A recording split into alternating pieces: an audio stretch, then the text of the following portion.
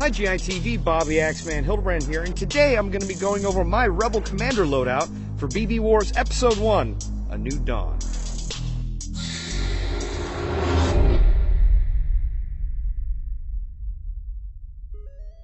Alright, now this loadout is incredibly similar to a lot of other loadouts I've worn in previous tactical gearheads, but there are two new big changes. Now, first and foremost, it's my main rifle. This is an E&L AK PMC base. I've also got an M1911A1 from KWA. Now, this gun was built for me by the head of our world-class tech department, Aaron Mora, for my use throughout the year at several different BB Wars events. The base gun for this build is an E&L AK PMC, and I asked Aaron to modify it so that I could use tracer units on this because, well, tracer units are a lot of fun, and they're also great in low-light environments and CQB fields. To do that, he installed an LCT front barrel assembly, also cut down to the length I requested. Other external modifications include fitting and installing a 105 style gas block, as well as a Midwest Industries M-Lock rail, an M-Lock vertical grip, and we've also got an AK Palm pistol grip by PTS, as well as a Magpul Slimline stock, or Magpul SL stock.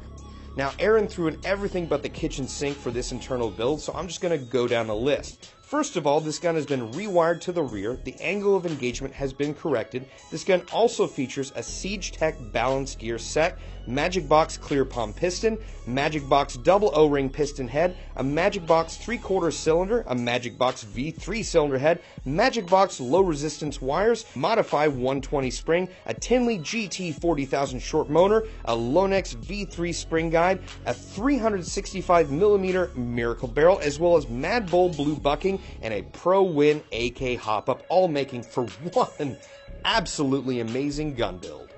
Alright, that being said, for face protection and eye protection, I have an Annex MI7 in ATAX. I love this face mask because it comes pre-installed with a thermal lens, has my favorite ATAX camo on it, and makes me look ever so slightly like Master Chief. So this is my preferred face mask for this game. That's what I'll be using. However, for the rest of my gear, like I said before, I've got my Spectre modular plate carrier. Alright, now I've got 3 double M4 magazine pouches up front here, and it actually holds one AK Palm magazine from PTS. These are really cool mags and very durable, and I really like using them because they feed pretty darn well.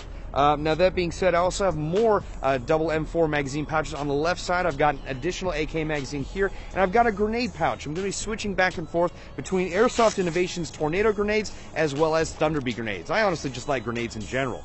Further back, I've got another utility pouch where I'm going to be rocking a Baofeng radio, which is connected to my Code Red handset. I love these handsets. They are weatherproof, and they're very, very durable, and they're also clear as a bell. Now on my back, I've got a hydration pouch set up for a Source 3-liter hydration bladder. Source makes great hydration bladders. They taste clean just about every time, and you get a lot more flow out of this one than I found I get with just a regular store-bought Camelback. Now that being said, I've also got further utility pouches on my right side, and that's for a lot of subsidiary things that I might need to use on the field, like a speed loader, a toolkit, Big League Chew bubblegum, which I love a lot. So it's great to carry extra stuff on there, like a buddy bottle of water in case someone runs out of water or is really dehydrated. It's good to have that on the airsoft battlefield, including a first aid kit, which is very, very important and which I always keep on me on the airsoft battlefield. Now, further on the back, I've also got a Condor shotgun scabbard. Now, as you can probably tell, that's to hold my axe. It actually works really well, and I've bent the back a little bit in so it doesn't get tangled or hooked on anything. And overall, I found it works really well, and when I need to switch it out for a shotgun, well, I don't usually do that because I always carry my axe.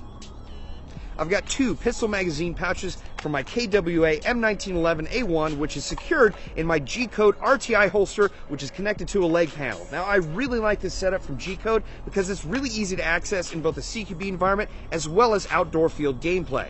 Now that being said, I also have on proper ATAX BDUs, which I've got a variety of patches on, well, just for fun and overall pleasure. Now I've also got my Mil-Spec Monkey Cool Guy Hat Deluxe. These are great hats for a variety of purposes. I use it for airsoft gameplay, as well as when I'm at the range or on the farm because it's got included earbuds, it's got a lot of Velcro space, and it's also got a little paracord handle which you can clip to your gear very easily. And it's also got 0 negative space, so when I flip it around to use with my face mask, I'm not going to get shot in an open spot in the front of my head.